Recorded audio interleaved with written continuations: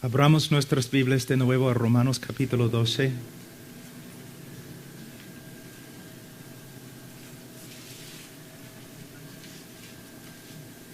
Romanos capítulo 12, versículo 1.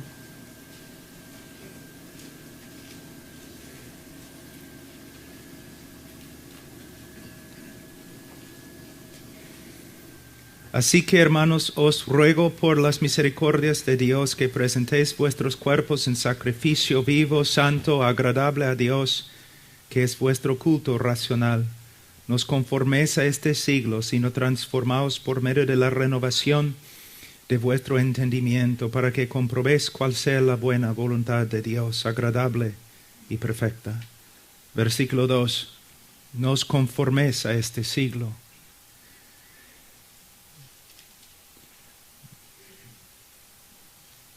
Un hombre está en peligro cuando no se da cuenta que está en peligro. Muchas veces en nuestra cultura, aún los cristianos caminan como en una amistad con el mundo y no se dan cuenta cuán peligroso es el mundo. Muchos pastores, muchos padres también tienen una relación demasiado amistosa con el mundo y no se dan cuenta que el mundo y todas sus ideas, sus herejías, son peligrosísimas. Mira, Jesús dijo que el diablo mata. El diablo mata. Muchos piensan que el diablo mata por medio de poseer a personas y un montón de cosas así. Pero no es cierto. El diablo mata por medio de la mentira, por medio de la herejía, por medio de la falsa doctrina, por medio de la tentación. Para ser hombres de Dios y para proteger a las personas que el Señor nos ha dado, nosotros tenemos que aprender a reconocer cuál es falso, cuál es verdadero. Doctrina buena, doctrina falsa, la verdad, la mentira. Pero un hombre que no tome en serio el peligro que hay en el mundo es un peligro también a su iglesia y su familia. ¿Y cómo podemos crecer en nuestra capacidad de no solamente discernir lo malo que hay en el mundo, sino también ver que es de verdad peligroso? Solo por medio de separarnos del mundo, separarnos del pecado, separarnos de las influencias que el diablo usa y renovar nuestras mentes en la palabra de Dios. Hay un principio que encontramos en las Escrituras, que si la raíz es santa, también las ramas santas. Si la raíz no es santa, entonces las ramas también no van a ser santas. Podemos decir eso con respecto a la iglesia. Si tenemos un pastor que está andando en el mundo, que está siendo poco a poco más conforme al mundo, él va a ser un peligro en la iglesia. Si tenemos un padre, y muchos de ustedes son padres, que camina en una relación amistosa con el mundo, esto también va a hacer daño a su esposa y a sus hijos. Nosotros tenemos que darnos cuenta que en el día de juicio no solamente soy responsable por mí mismo, sino también soy responsable por las personas que el Señor me ha dado.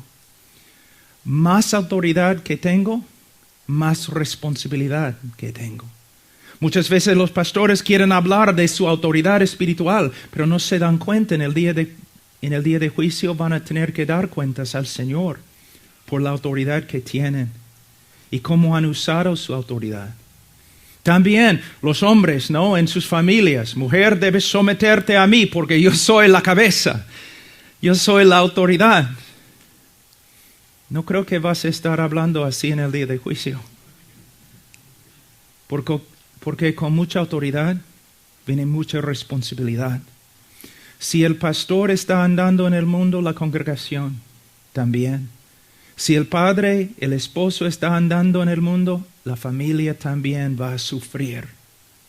Entonces, John Wesley una vez dijo que le gustaría tener hombres que solamente temían a Dios y al pecado. ¿Tienes miedo del pecado? ¿Tienes miedo del mundo? ¿Reconoces el poder del pecado? ¿Reconoces el poder de un programa en la televisión por el cual se enseña herejía? ¿Reconoces el poder de un dibujo animado que en vez de comunicar verdades bíblicas está enseñando cosas mundanas? Hermanos, no debemos ser legalistas. No debemos tener miedo de cada sombra, pero hermanos, debemos tener discernimiento. Bastante discernimiento. ¿Por qué? Si el diablo pasa por la puerta ahora y entra anunciando que él ha llegado y él es el diablo, todos nosotros vamos a reconocerlo y vamos a estar en contra de él, vamos a evitarlo. Pero él no entra así. Él no entra así. Él entra como una luz. Es lo mismo en la familia, es lo mismo en la iglesia. Para discernir la voz del mundo, nosotros no necesitamos estudiar el mundo. Pero para discernir la voz del mundo solamente necesitamos estudiar la verdad. Renovar nuestras mentes en la verdad y vamos a empezar a reconocer cuando la mentira entra. Cuando la mentira está influenciando nuestra familia o nuestra iglesia. Entonces, empieza acá, no os conforméis a este siglo, no solamente para tu propio bienestar, hombre, sino para el bienestar de tu familia, de tu esposa, de tus hijos. También, si eres pastor, para el bienestar de tu iglesia. Y no solamente los pastores, cualquier hombre en la iglesia va a tener una influencia. Y si tú eres un hombre mundano, tú vas a tener influencia no para el bienestar de la congregación, sino para su destrucción. Entonces dice, no os conforméis a este siglo. ¿Pero qué debemos hacer? Sino transformaos por medio de la renovación de vuestro entendimiento. En este texto no dice la renovación de nuestra mente por medio de la palabra de Dios. Pero si estudiamos toda la Biblia, reconocemos que la mejor manera de renovar nuestra mente es por medio de leer, estudiar, memorizar y meditar en la palabra de Dios.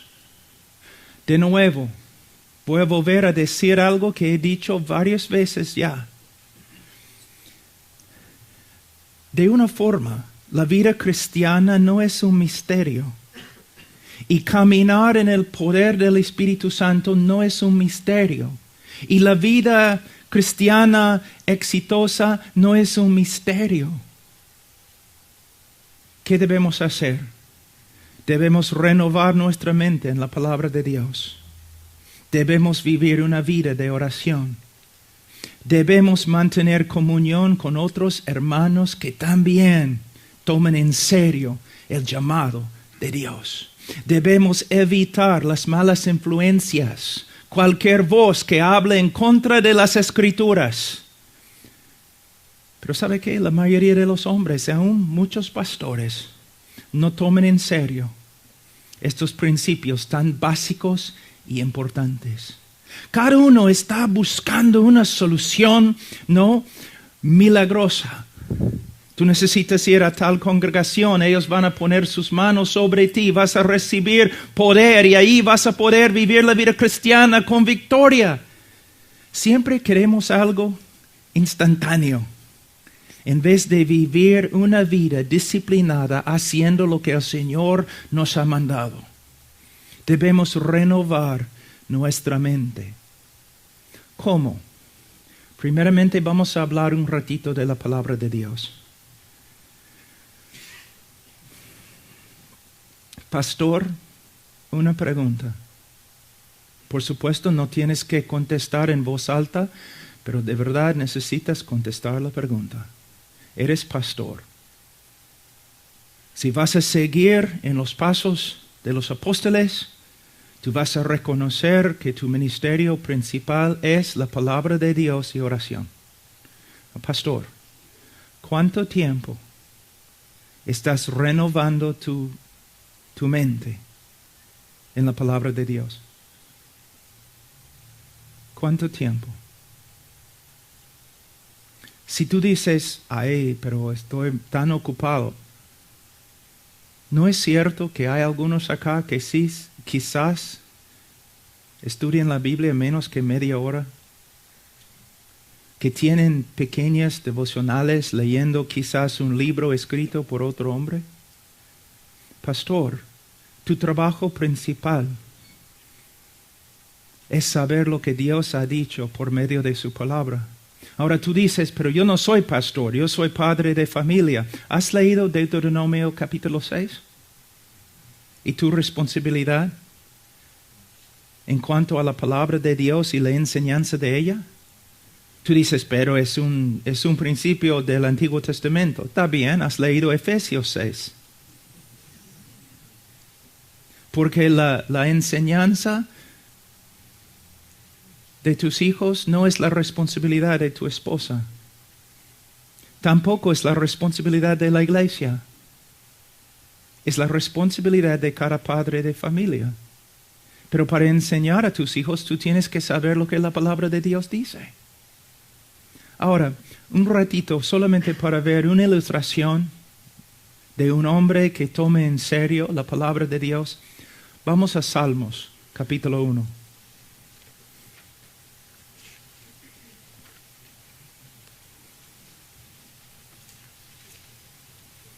Aquí podemos ver en el Antiguo Testamento exactamente lo que Pablo está diciendo en el Nuevo Testamento. ¿Qué dice él? Que no debemos conformarnos al mundo.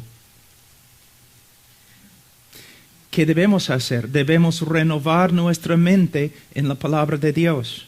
¿Qué tenemos aquí? Versículo 1 de capítulo 1 de Salmos. Bienaventurado el hombre que no anduvo en consejo de malos, ni estuvo en camino de pecadores, ni en silla de escarnecedores se ha sentado. Es un hombre que rehúsa ser hecho del mismo molde del mundo. Es un hombre que ha tomado una decisión que no solamente no va a participar en las obras oscuras de este mundo, sino él va a alejarse totalmente de sus consejos, de su influencia. Él no va a participar con ellos. Él no va a estar con ellos. Él toma en serio la separación. Ahora, hermanos, en mi vida cristiana he estado con muchos pecadores. Un tiempo yo predicaba mayormente en la calle. Yo vivía en una misión en el centro de una ciudad muy, muy grande. Yo vivía con la gente de la calle predicando, pero tú puedes estar ahí predicando sin participar en las obras de ellos, sin recibir sus consejos. Entonces no estoy diciendo que todos nosotros debemos mudarnos a un sitio en Alaska donde no hay gente, solamente osos. No estoy diciendo eso, pero lo que estoy diciendo es que tú tienes que tener la convicción que cualquier mentira me puede contaminar. Debemos evitar todo lo que no está de acuerdo con las Escrituras. Y tenemos que guiar nuestras iglesias para que los hermanos hagan lo mismo. Y tenemos que guiar a nuestras esposas y hijos para que también tomen en serio el pecado y lo evitan. Bienaventurado. Hermano, escudriña tu vida un ratito. ¿Dirías que eres un hombre bienaventurado? Tu vida, aunque haya sufrimiento, aunque hay pruebas, puedes decir que se nota que tu vida es una vida bendecida por Dios. Yo veo tantos hermanos en la iglesia que no solamente no se ve la bendición en su vida, sino que ellos mismos dicen que no hay bendición en su vida. Pero cuando les hablo y les pregunto cuánto tiempo estás leyendo, estudiando, meditando, aplicando la palabra de Dios en tu vida, ellos dicen 0. Muchos pastores dicen, caramba, en mi iglesia no hay bendición. Personas no están convirtiéndose. Personas no están creciendo. Pastores, aunque lo neguemos, tenemos que reconocer, la iglesia va como los líderes van. La iglesia anda conforme a cómo los líderes andan. El hecho que tú prediques cada domingo no demuestra a nadie que eres un hombre de la palabra. También tu vida, y no solamente en la iglesia, sino también en la familia. Personas pueden ver a través de ti que renovar la mente en la palabra de Dios trae bendición. Eres un ejemplo de la bendición que la palabra de Dios trae a los que renuevan su mente en ella. Y no estoy hablando como muchos falsos profetas en la televisión. Cuando yo hablo de bendición y prosperidad, ni estoy pensando en un Mercedes-Benz. Estoy pensando en algo mucho más alto.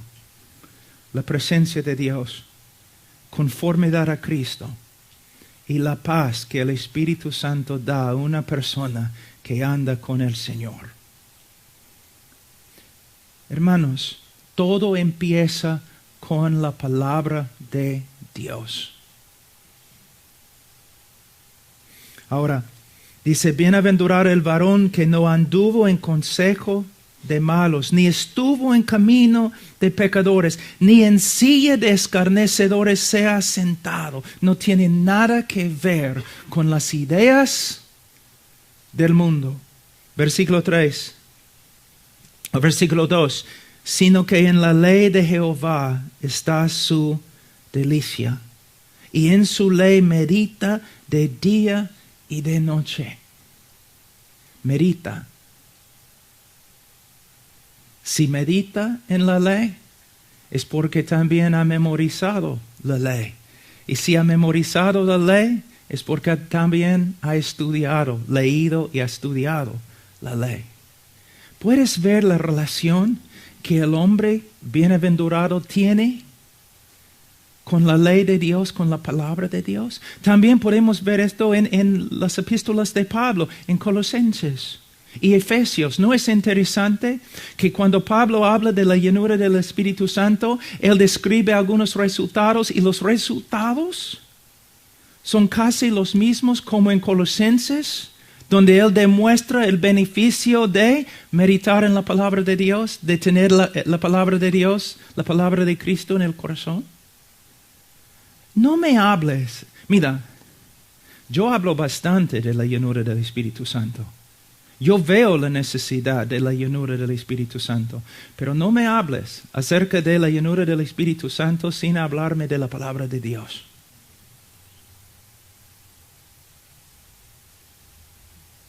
Porque muchas personas que hablan en el día de hoy dicen que tienen la llenura del Espíritu Santo, no, ellos tienen un fuego falso.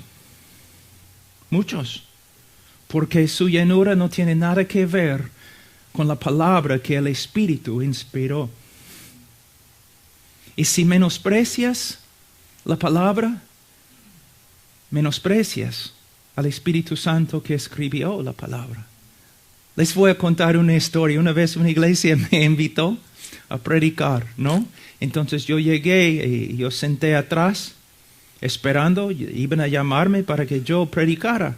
Pero pasamos como 2 horas, personas, ¿no?, dando testimonios de visiones que habían visto, de milagros que habían sucedido esa semana. Una persona decía que salió del baño y él vio la palabra de la Biblia flotando en el aire en su cuarto de estar, un montón de cosas. Yo pensaba, ay, ¿en qué me he metido?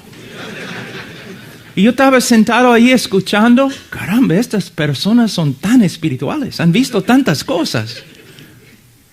Entonces subí al púlpito y yo dije, vamos a estudiar en 2 Timoteo capítulo 2, versículo 2. Y los líderes estaban, ¿no?, en las primeras bancas. Y algunos de ellos empezaron a buscar en el índice de su Biblia dónde estaba 2 Timoteo. Entonces yo mirando así, yo dije, Entonces yo dije a la congregación, hermanos, soy más o menos bautista, pero voy a profetizar. Cerré mis ojos y empecé a profetizar. Yo les dije, en los últimos 2 horas, ustedes han hablado de visiones, de ángeles, de Biblias flotando, y de verdad, ustedes no han visto nada. Son como niños viendo caras en las nubes, pero no han visto nada de Dios. ¿Por qué? Porque mira cómo ustedes menosprecian la palabra de Dios. Ni sus líderes pueden encontrar 2 Timoteo. Si ustedes no van a apreciar la revelación que el Señor ya te ha dado, ¿por qué te va a dar más revelación?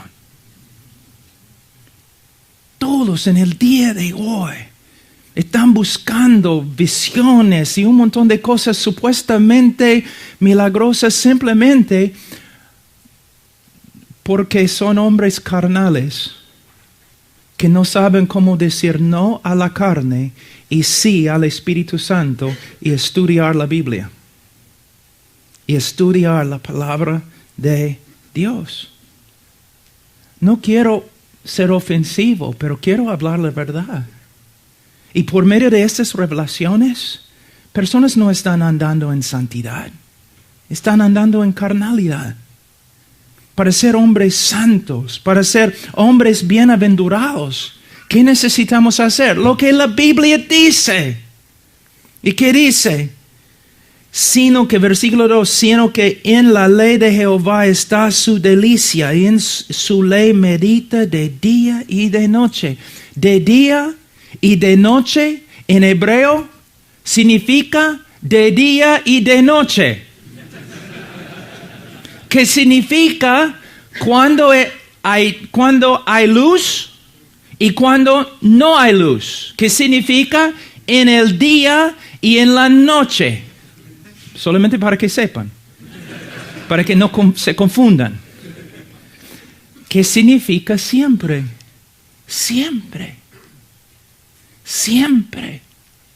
Ahora, algo muy importante, y de verdad he venido acá, es como 5 días, he aprendido bastante de los alumnos, porque anoche yo estuve hablando con el hermano Rubén y él estaba enseñándome algunas cosas que el Señor le había enseñado, y algo muy, muy hermoso, que aquí en versículo 2, y en toda la Escritura, dice, sino que en la ley de Jehová está su delicia. Debemos pensar un ratito, cuando David dice la ley de Jehová, ¿no? Hay varias leyes como, ¿no? No debes matar. ¿Cómo puede una ley así ser una delicia? ¿No? O hay ciertos animales que no debes comer. David estaba allí pensando, ay caramba, qué maravilla. Hay algunos animales que no debo comer. Y no debo matar. ¡Wow! Entonces, ¿cómo puede uno deleitarse en toda la ley de Dios. No es necesario, aunque cada ley demuestra la sabiduría de Dios, y una persona que obedece la ley será una persona sabia. Pero se puede deleitar en la ley de Dios, porque la ley revela quién es Dios, la naturaleza de Dios. Por ejemplo, Dios dice, no matarás. ¿Cómo puedo alegrarme, gozarme en este mandamiento? Demuestra que Dios es justo. Un Dios totalmente confiable.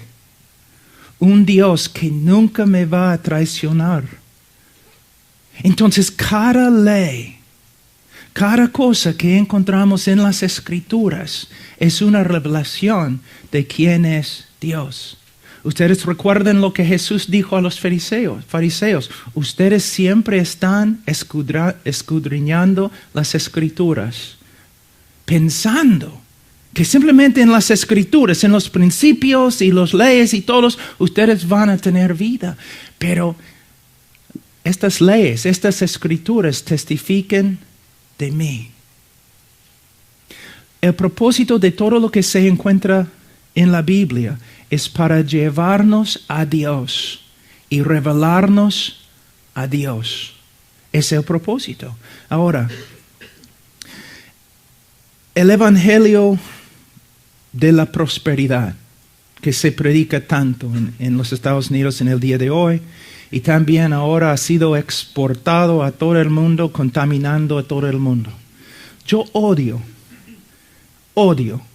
el Evangelio de la prosperidad. Y esos predicadores que predican la prosperidad, estoy en contra de ellos totalmente. Porque mira, ellos y sus seguidores no están escudriñando las Escrituras para ver la gloria de Dios en la cara de Cristo. Están escudriñando las Escrituras para encontrar principios para mejorar sus vidas. Y están demostrando que en su corazón no desean a Dios. Desean las cosas de este mundo. Hablan más de carros y casas y sanidad.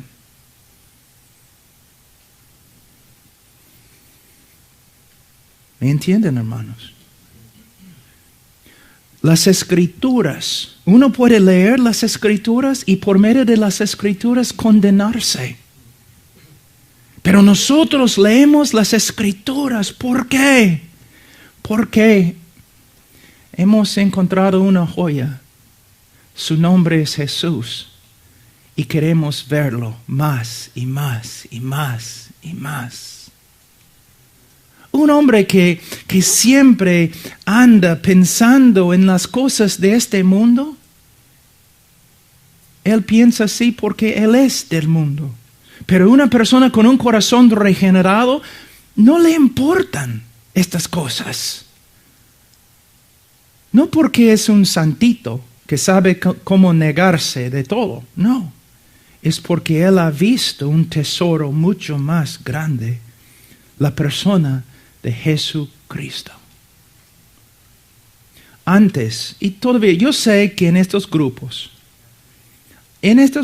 hay personas que todavía están allí, que quizás de verdad son cristianos, pero en tiempo ellos van a salir. El Señor va a obrar en sus vidas y Él va a sacarlos de estas iglesias donde predican la prosperidad y todo eso. Pero antes yo tenía tanta pena por las personas que estaban siguiendo estos falsos profetas. Pero un día me di cuenta, estas personas siguen a estos falsos profetas porque tienen el mismo corazón. El falso profeta, su Dios, es su estómago. Los que siguen a este falso profeta también, su Dios es su estómago, su apetito. tiene deseos carnales y el predicador les promete suplir sus deseos carnales.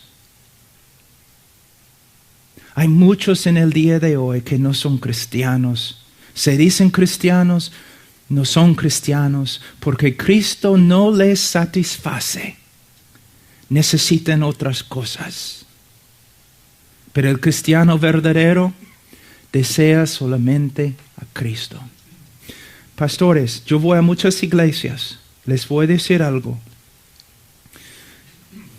En el día de hoy yo estoy viendo iglesias que están creciendo, llegando a ser iglesias grandes, pero no por medio de predicar a Cristo, por medio de ofrecer un montón de cosas a las personas que vienen. Pero ¿sabe lo que es interesante? En medio de este circo evangélico, en una iglesia grande así, siempre hay un grupito. De verdad, casi siempre hay un grupito de hermanos verdaderos que están ahí muy tristes, totalmente descuidados, y los demás en la iglesia dicen que son no como bichos raros, son como hombres extremos, porque solamente quieren orar, escuchar la palabra, hablar de Jesús y servirle. Y ellos no quieren todas estas cosas nuevas que los pastores están trayendo para hacer crecer la iglesia. Y en tiempo ellos están allí en un rincón de la iglesia y el pastor está con los demás haciendo cosas carnales para ganar gente carnal. El pastor ha abandonado el rebaño para agradar y hacer amistades con los carnales.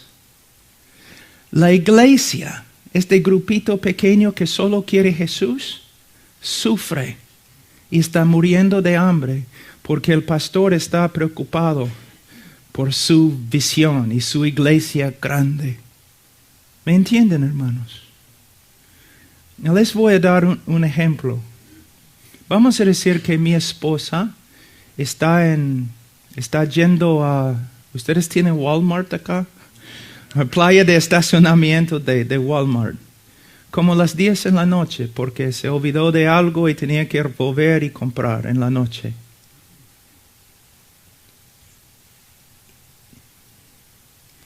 Y 3 hombres atacan a mi esposa. 3 hombres atacan a mi esposa. Y tú estás caminando por acá. Y tú ves lo que está pasando, pero tú no haces nada. Quizás por causa de la autopreservación, por causa de temor, tú no haces nada. Cuando yo me entero de lo que ha pasado, yo voy a buscar a estos 3 hombres. De verdad. Pero luego, después de encontrar a estos hombres, yo te voy a buscar. Porque en vez de proteger mi esposa, tú corriste. Yo te digo, en el día de juicio, muchos pastores, va a ser horrible. Porque en vez de defender la esposa de Cristo, ellos corrían.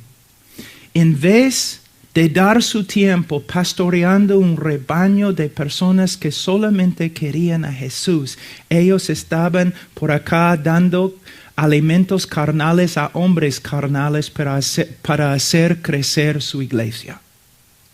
¿Me entienden, hermanos? Por eso es tan importante que nosotros nos centremos en la palabra de Dios y la palabra de Dios sea nuestra delicia. Y que nosotros estudiamos la palabra de Dios no para encontrar principios para que tú puedas tener tu mejor vida ahora. No. Yo quiero ver a Él. Yo quiero ver a Él. Y Él está en cada página, en cada versículo, en cada palabra, en cada letra. Él está. No me hables de otras cosas. Yo amo la ley de Jehová, pero amo la ley de Jehová porque me muestra Jehová. A veces personas se han acercado a mí y me han dicho, Pablo, yo doy gracias al Señor que te he conocido y tu ministerio. Le doy gracias al Señor que he conocido tu ministerio, porque a través de ti conocí a John MacArthur. O John Piper, Carlos Spurgeon. Y yo, mi cara, está bien, hermano. Mira, la palabra de Dios tiene un propósito: mostrarnos a Dios. Y Él es el tesoro más grande. Vamos un ratito a ver un poco más en Salmos. Será como árbol plantado junto a corrientes de aguas. Y Él será así si está en el púlpito o si está en el hospital. Él será así si está rodeado por hermanos que le aman. Y Él será así si está en una cárcel rodeado por sus enemigos.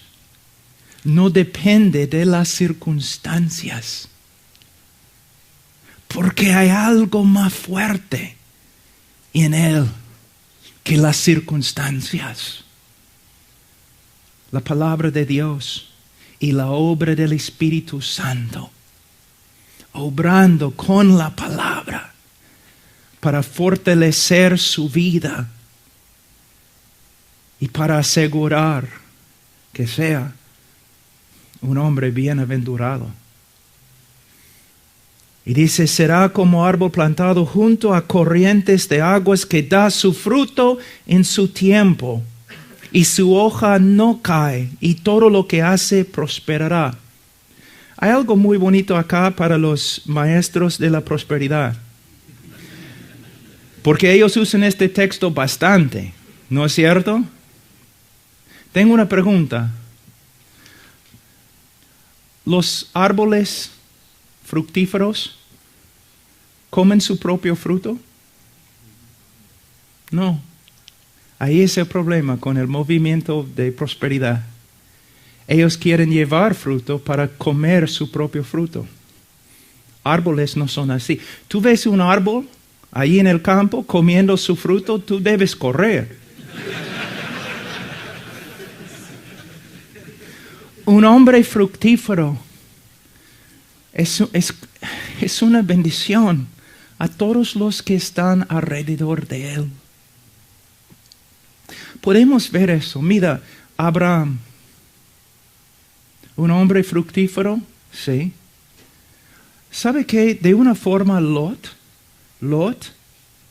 el Señor bendecía a Lot por causa de ¿quién? Abraham.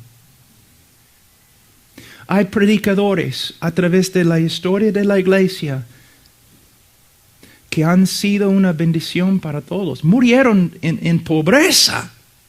Pablo, sin cabeza, murió. Pero hasta el día de hoy, un árbol fructífero. Nosotros debemos ser hombres fructíferos.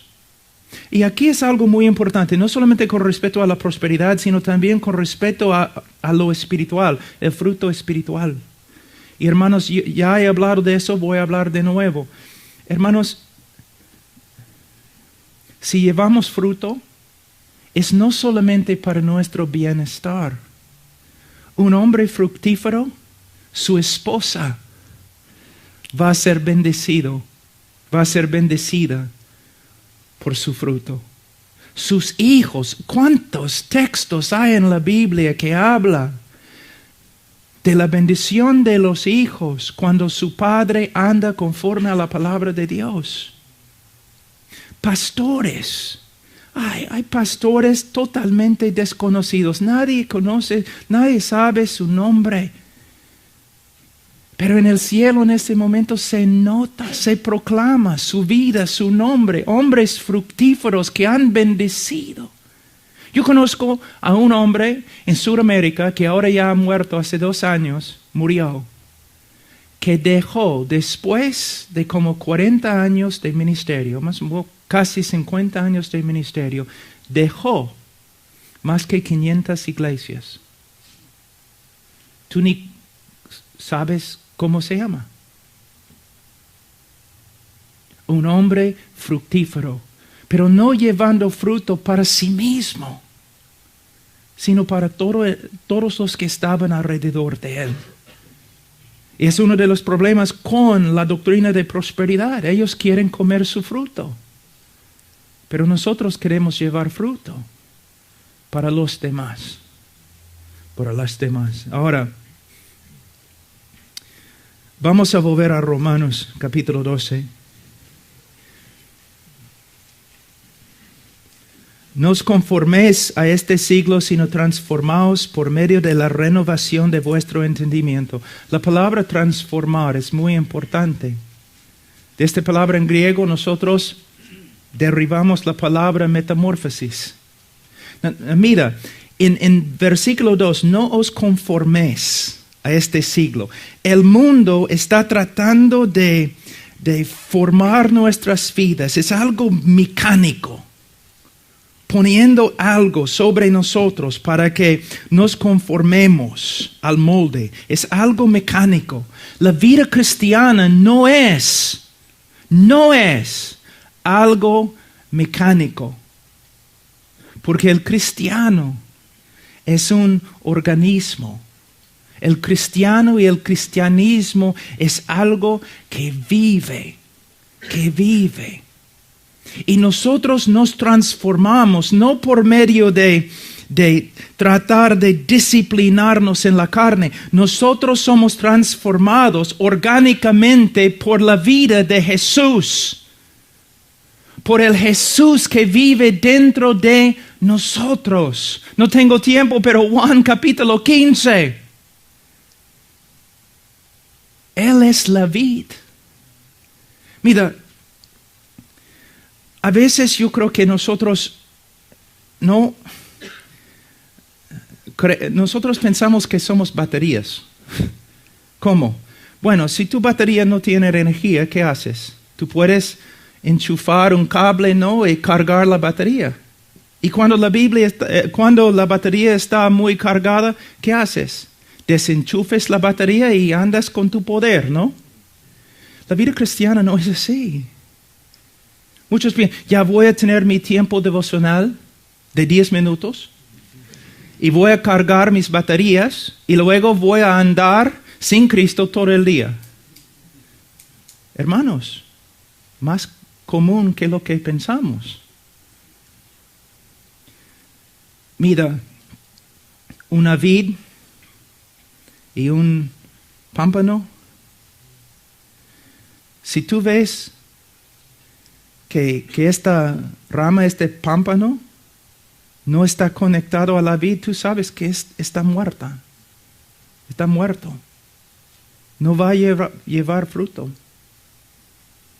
Nosotros somos así. No es que debemos tener nuestro tiempo devocional, 15 minutos, y luego andamos todo el día sin Cristo.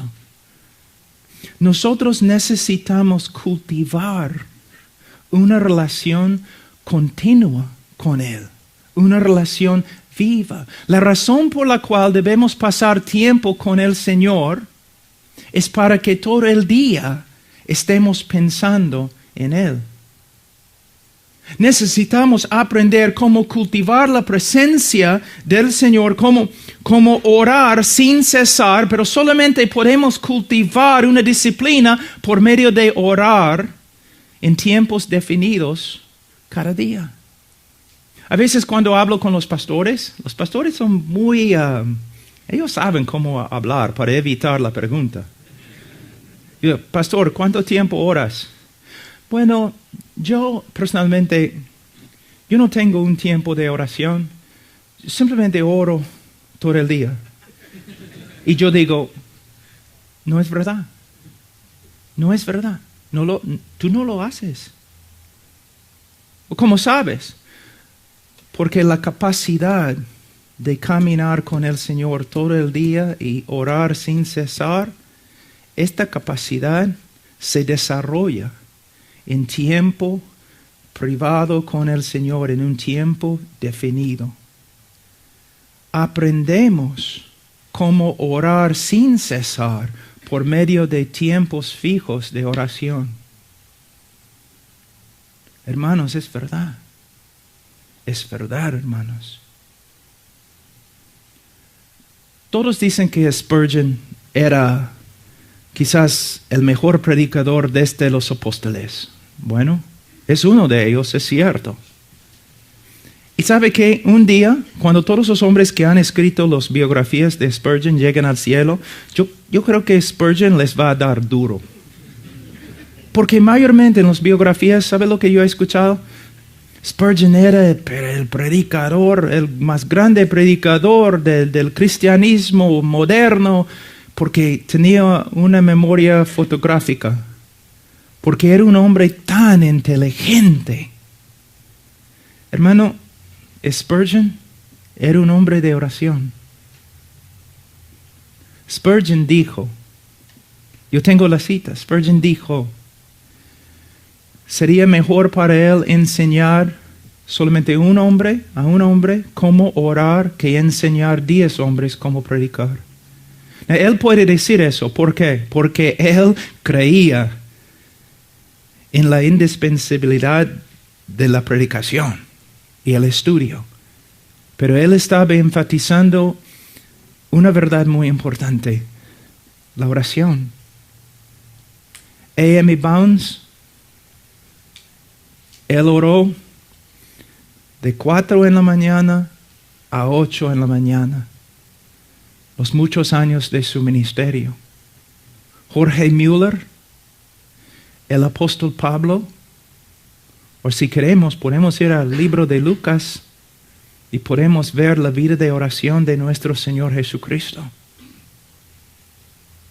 Muchos dicen que si pudieran escoger un momento en la vida de Jesús para ver, ¿no? Ellos dicen, yo escogería ver a Jesús predicando el sermón del monte o sanando a los enfermos.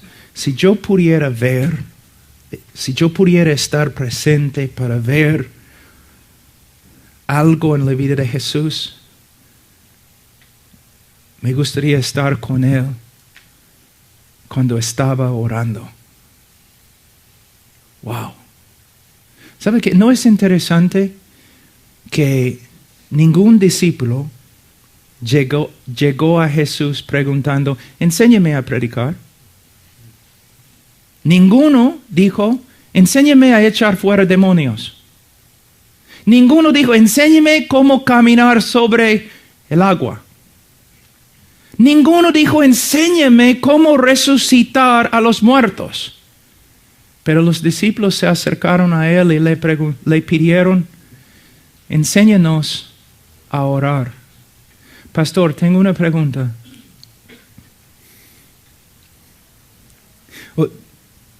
Yo pasé un tiempo en una iglesia con un predicador que se conocía años atrás, casi 30 años atrás, que se conocía como el mejor orador en cristianismo. Mejor orador en cristianismo. Y yo, cada vez que después de cada sermón, yo me sentaba allí en la banca, triste, con mi cabeza en mis manos así, pensando, nunca voy a ser tan inteligente como ese hombre. Nunca voy a ser tan elocuente como ese hombre. Nunca voy a poder leer tantos libros como este hombre.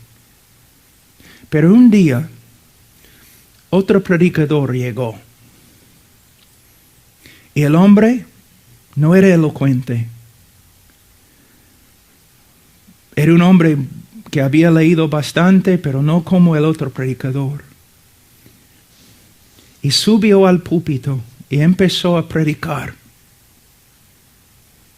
Y cuando terminó a predicar, yo estaba sentado ahí en la banca y yo estaba diciendo, ay caramba, me gustaría ser santo como Él.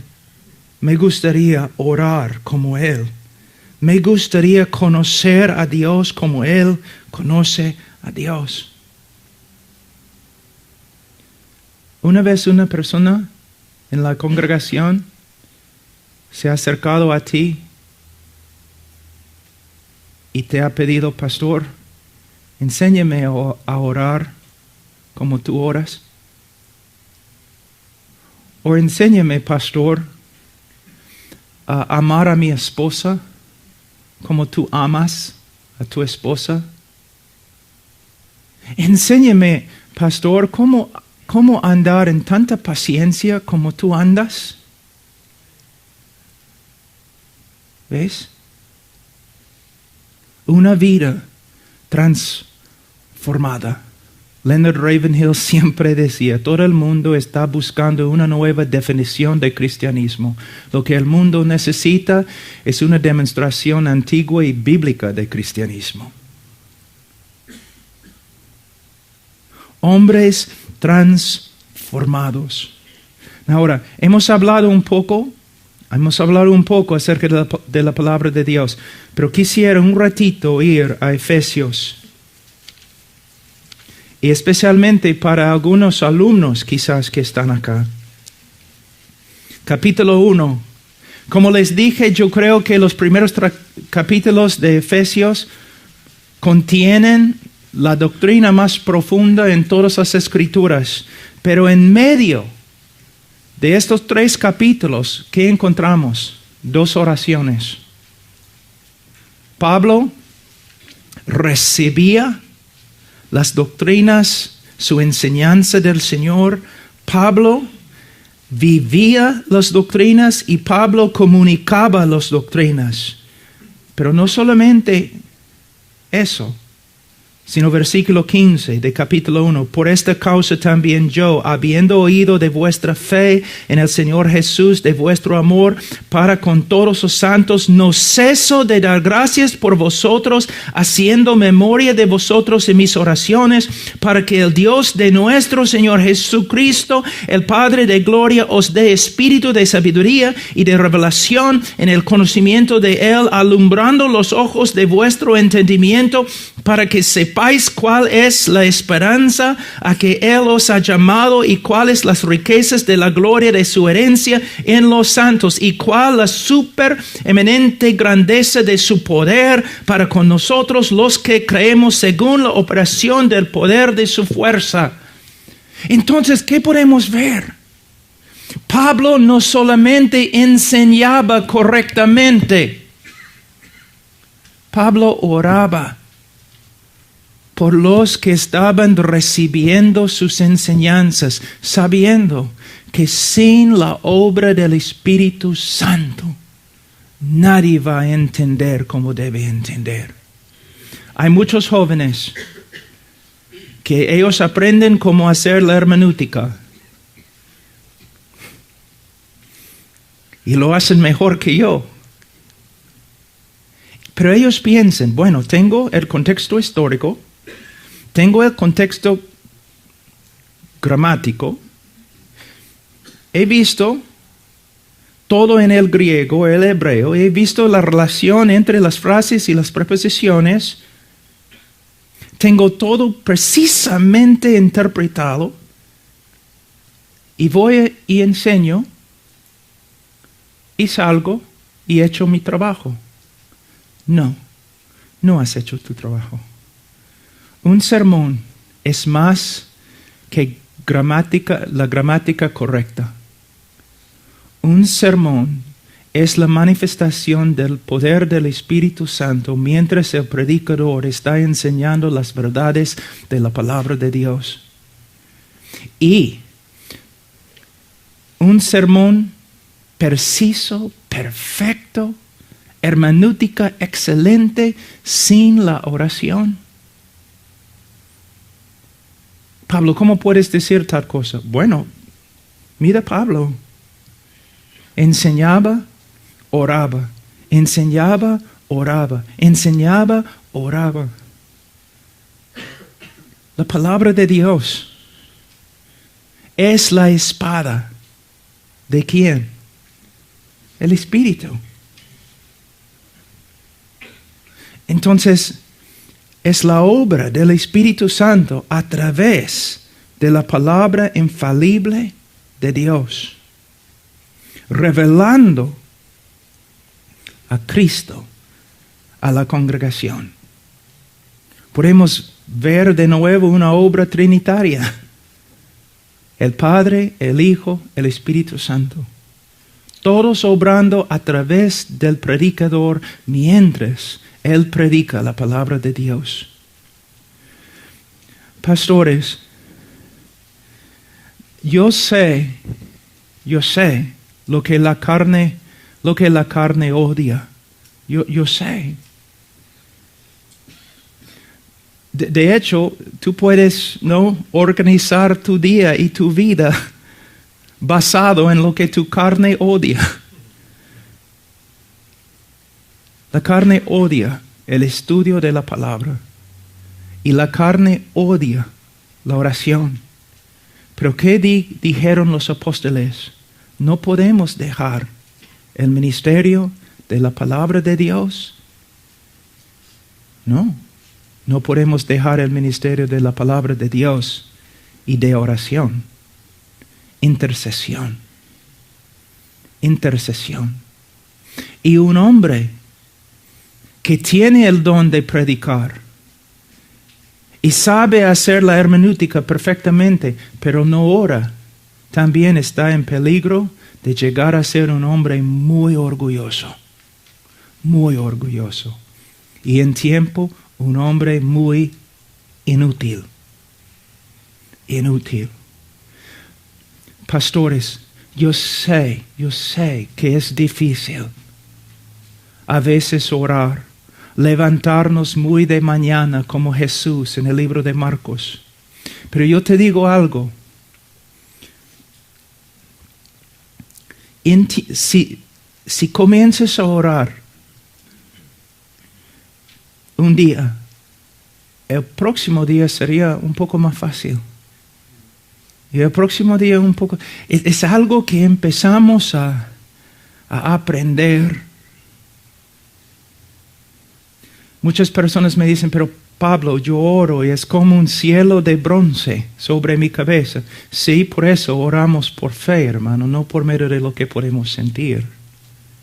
Pero hay una cosa que les voy a enseñar para terminar, que un hermano muy anciano me enseñó hace muchos años. Alguien le preguntó, ¿cuánto tiempo oras? Y él contestó,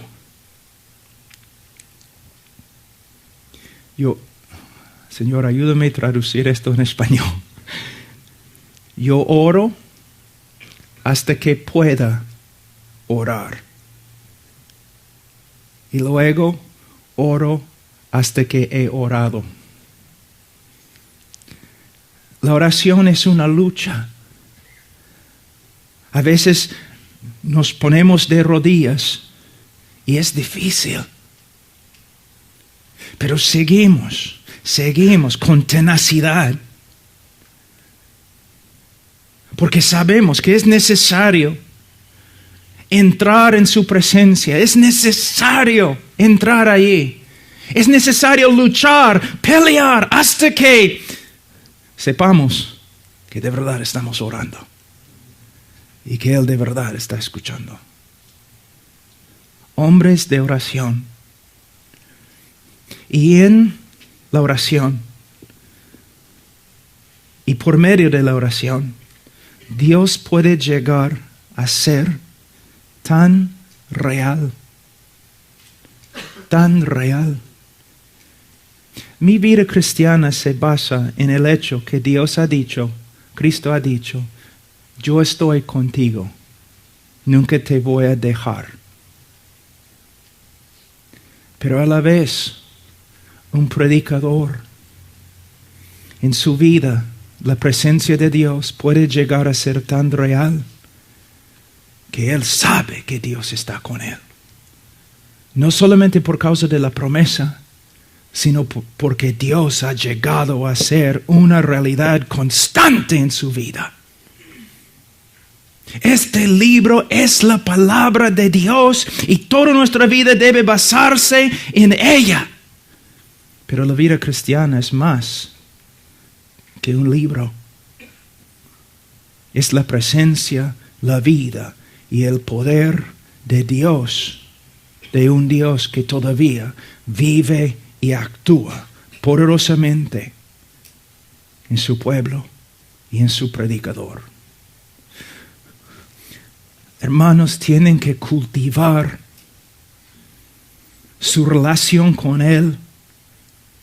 Y esta relación y todos tus pensamientos y tus actos tienen que basarse en este libro. Estas verdades escritas por el Espíritu Santo. Pero a la vez, ustedes tienen que pasar tiempo de rodillas ante Él, hasta que su realidad llegue a ser la realidad más grande en tu vida. Dios les bendiga.